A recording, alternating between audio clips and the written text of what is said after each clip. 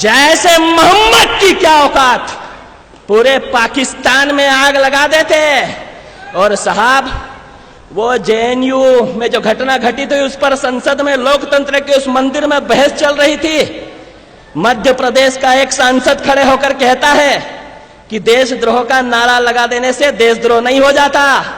हमने भी कहा श्रीमंत, तुम्हारे तो खानदान का रिकॉर्ड है, झांसी की रानी की हत्या करवाने के बाद भी तुम गद्दार नहीं हो।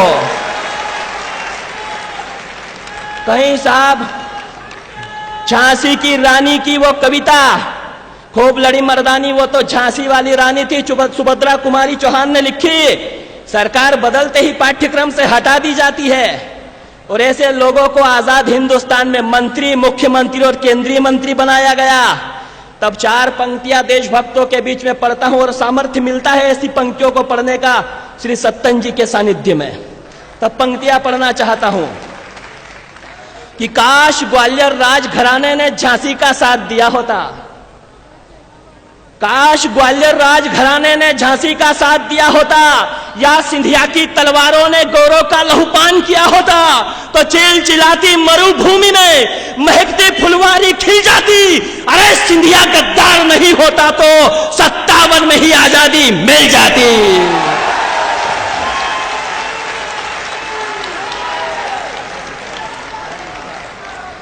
और एक भारत माता की।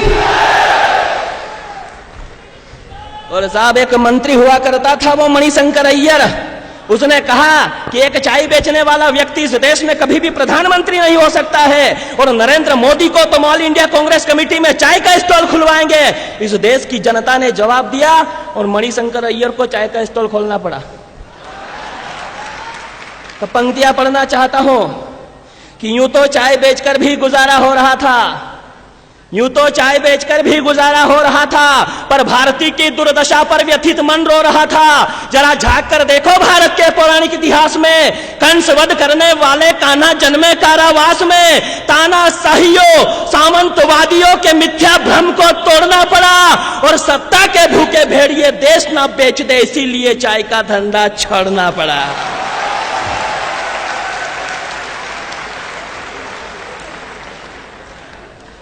और वो अभी आप सब भारत माता की जय का घोष कर रहे हैं, वो हैदराबाद वाला कहता है कि मैं भारत माता की जय नहीं बोलूंगा।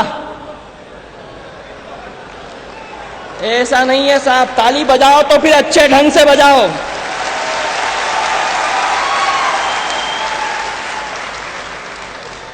लोगों ने कहा कि स्थितियां नहीं बदली, हमने कहा स्थिति बदली है। इसलिए बदली है कि जब इस देश के तात्कालिक प्रधानमंत्री माननीय मनमोहन सिंह जी हुआ करते थे, तब उस पाकिस्तान के 2 कौड़ी के प्रधानमंत्री मियां नवाज शरीफ ने न्यूयॉर्क में कह दिया था कि हिंदुस्तान के प्रधानमंत्री की हालत तो देहाती महिला की तरह है।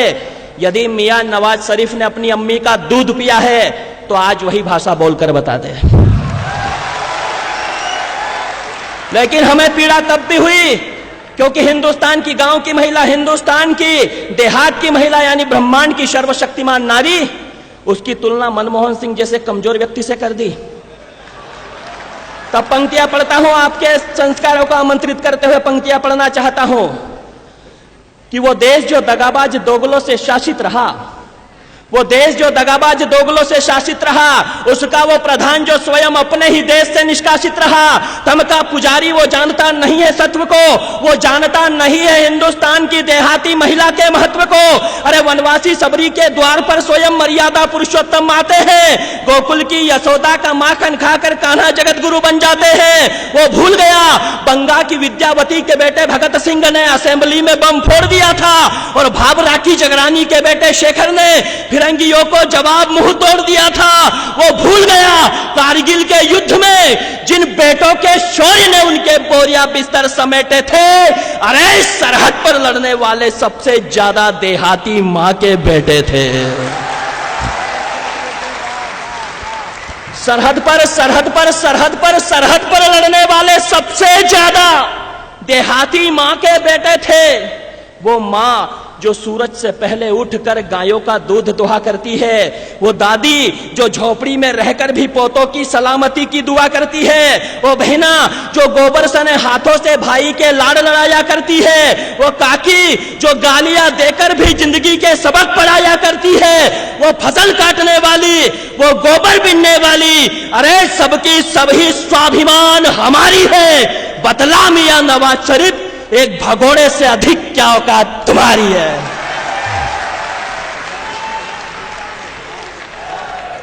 और साहब कहा उसने हैदराबाद वाले ने कि भारत माता की जय नहीं बोलूंगा, तब 4 पंक्तियां राष्ट्र भक्तों के बीच पढ़ना चाहता हूं। हमारी निष्ठा किसी व्यक्ति में नहीं, हम तो त्वदीयाय कार्याय बद्धा कटियम वाले लोग हैं। तब पंक्तियां पढ़ता हूं कि 7 सुरों को मिलाकर एक लय बोले, 7 सुरों को मिलाकर एक लय बोले, तुलजा भवानी के सिंह की भांति होकर निर्भय बोले, जिसकी रगों में हो अपने पिता का खून, केवल वही भारत माता की जय बोले।